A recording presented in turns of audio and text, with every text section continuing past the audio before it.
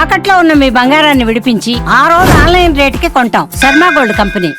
Sir ఇక్కడ ఒక చాలా ఇప్పుడు వివాదాల పుట్టాన్ని మొదలుపెట్టాం కాబట్టి మనం ఇప్పుడు ప్రపంచం సమాజం వివాదాలు బాగా కొనసాగుతూ మొన్నటికి మొన్న ఒక హీరోయిన్ల గురించి ఒక నటుడు చేసిన కామెంట్స్ వల్ల ఎంత పెద్ద రాద్ధాంతం చూస్తున్నాం. కానీ నేను వాటి గురించి మాట్లాడలేదు సార్.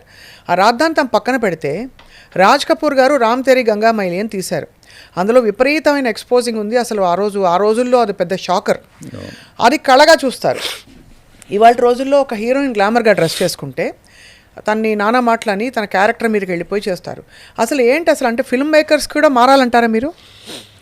ఫిల్మ్ మేకర్స్ మారాల్సిన అవసరం ఉంది. ఇప్పుడు ఫిల్మ్ మేకర్స్ ఇవాళ నేను నా చిన్నప్పుడు కాదు, మామూలుగా నేను అనుకుంటూ ఉంటాను, ఈ సినిమాల్లో షార్ట్స్ చేస్తారు, ఆడపిల్లలకి వేసి తిప్పుతూ ఉంటారు, ఇది అట్టేస్తారు దరిద్రులు, ఇంత దరిద్రంగా చేస్తారేంటి అది ఇది అనుకుని ఇటు హైటెక్ సిటీ వెళ్తే అక్కడ ఆడపిల్లలు ఆఫీస్ కార్డు వస్తున్నారు, ఆ రోడ్డు నెంబడి తిరుగుతూనే ఉన్నారు. అట్లా మరి లైఫ్లో వాళ్ళు వాడుతున్న దాన్ని మనం కాదనాలి. వాళ్ళని చూసి మనం చేస్తున్నాం, మనం చూసి వాళ్ళు చేస్తున్నారంటే వాళ్ళు ఇంకోళ్ళు వెస్టర్న్ ఏదో సినిమాలు చూసి చేస్తున్నారు. వాళ్ళ కల్చర్ని మనం తీసేసుకున్నాం. యాక్చువల్గా కల్చర్ అని మాట్లాడేవాళ్ళు ఇప్పుడు మన కల్చర్ని మనం కాపాడుకోలేకపోయాం. అది పోయింది. అది టోటల్గా ఎప్పుడైతే గ్లోబలైజ్ అయిపోయి వచ్చేసిందో ఇప్పుడు ఎవరి కల్చర్ ఏంటి అనేది ఎవరికి తెలియదు. నేను నమ్మిన సిద్ధాంతాన్ని నేను చేసుకుంటూ ఉంటాను, నేను నమ్మిన దేవుడిని నేను నమ్ముకుంటాను, మా ఇంట్లో వరకే. అది బయటకు వచ్చామంటే ప్రపంచం అంతా ఒకటే అయిపోయింది. అవును సార్, గ్లోబల్ విలేజ్ ఇవాళ. సో దీంట్లో ఇంకేదో కావాలని చెప్పి మనం దాన్ని ఓటింగ్ కోసమో లేకపోతే ఇంకో దానికోసమో లేకపోతే మన పర్సనల్ రీజన్స్ కోసం ఈ అమ్మాయిల మీద కానీ లేకపోతే మతాల మీద కానీ అల్లరి చేయటం ఎక్కువైపోయింది. ఇప్పుడు సింపుల్ విషయం అతను చెప్పింది ఏంటి, అమ్మాయిలు జాగ్రత్తగా ఉంటే మంచిది అన్నాడు. అమ్మాయిలే కదా, అబ్బాయిలు కూడా జాగ్రత్తగా ఉండాలి ఏకంగా చెప్పాలంటే. సో నువ్వు జాగ్రత్తగా ఉండమని చెప్పి ఆగి ఉంటే బాగుండేది, ఈ బట్టలు వేసుకోండి కప్పుకోండి అన్నాడు. అంటే ఎవరమైనా కానీ వాళ్ళున్న సొసైటీలో తన జాగ్రత్తలో తను ఉండాలి, పురుషుడు కానీ స్త్రీ కానీ అనేది భావం నాకు అర్థమైనంతవరకు. అది దాన్ని మనం అపార్థం చేసుకుని ఆడవాళ్ళని బట్టలు వేసుకోమన్నాడు అవి వేసుకోమంటే నిజంగా హెస్ గాట్ నో బిజినెస్. నువ్వు ఈ బట్టలు వేసుకో ఆ బట్టలు వేసుకునే హక్కు నాకు కానీ ఎవరికి కానీ ఉండదు, అతను కూడా అనకూడదు. బట్ మనం అందరం జాగ్రత్తగా ఉండాలి. ఇవాళ బయటికి వెళ్తే ఇంట్లోంచి బయటకు వస్తే ఇంటికి తిరిగి వచ్చేదాకా తల్లిదండ్రులకు భయమే, పిల్లలు బయటకు వస్తే ఆ జాగ్రత్తలు కదా, ఇవన్నీ జాగ్రత్తగా ఉండాలి కదా. జరిగే క్రైమ్స్ అన్నీ మనకి బట్టల వల్ల జరగట్లేదు కదా, జరగట్లా. ఇప్పుడు బట్టలే అనుకుంటే బట్టలే ఎక్స్పోజర్ ఉన్నాడు. పాపం 9 ఏళ్ల పిల్లని 6 నెలల పిల్లల్ని కూడా రేపు చేసి వస్తున్నారు కదా వీళ్ళు. అవన్నీ ఎక్కడి నుంచి వచ్చినాయి? 60 ఏళ్ళ ముసలమ్మని చేస్తున్నారు. ఎందుకు చేస్తున్నారు? వాళ్ళు బట్టలు వేసుకోలేదని చేస్తున్నారు వీళ్ళు. అంటే వీళ్ళలో మెంటల్ ఇది లేదు, బ్యాలెన్స్ లేకుండా. ఎందుకు సార్ ఇంత బ్యాలెన్స్ తప్పిపోయింది సొసైటీ? అంటే ఎంత షార్ప్ రియాక్షన్స్. ఇవాళ మీరు సోషల్ మీడియా ఓపెన్ చేస్తే ఇంకొకళ్ళని తిట్టుకునే వాళ్ళు తప్ప వాళ్ళేమిటో వాళ్ళకి సమర్థించుకునే వాళ్ళు తక్కువ అయ్యారు. అంటే అదొక ఇప్పుడు ఇవాళ చూశాను, నువ్వు మంచి పని చేస్తే దానికి గుర్తింపు రాదు, ఓ తప్పు పని చేసావంటే మాత్రం నీకు వచ్చిన గుర్తింపు ప్రపంచంలో ఇంకెవరికి రాదు. అవును, ఓ చెడు పని చేస్తే ఉంటుంది. ఇప్పుడు 4 మంచి మాటలు చెప్పాను ఇక్కడ, నేను అసలు ఎవడో కూడా చూడరు. నేను ఇప్పుడు ఎవడనో 2 బూతులు తిట్టాను అనుకో, అసలు వైరల్ అయిపోయి దానికి మీ ఛానల్ అసలు పగిలిపోతూ ఉంటుంది. అదే సార్, అంటే ఎందుకు తిడుతున్నాడు, బూతులు అవసరం ఏంటి అనేది ఆలోచన కూడా ఉండదు. తిట్టాడు భరద్వాజ్ తిట్టేసాడు పలానా అని తిట్టాడు అనుకుంటారు. ఈ మొత్తం నాయిస్లో ఒక చాలా different film sir girl friend cinema చూసారా మీరు? చూశాను. ఏమనిపించింది సార్? రాహుల్ రవీంద్రన్ గారి ఆలోచన మంచిదే కానీ ఆచరణ సరిగ్గా లేదని నాకు అనిపించింది. ఆలోచన డెఫినెట్గా మంచి ఆలోచన, బట్ అది మొదటి నుంచి ఆ క్యారెక్టర్ని చేస్తున్నప్పుడు ఎందుకు ఆమె లొంగాలి? ఫస్ట్ ఆమె మొదటి నుంచి అతను ట్రై చేస్తున్నప్పుడల్లా తప్పులు చేస్తున్నాడు. మొదటిసారి ఓకే అన్న కాడి నుంచి అతను పురుషాధిక్యత చూపిస్తున్నప్పుడు ఈ అమ్మాయి అంతకాలం లొంగి ఉండక్కర్లేదుగా.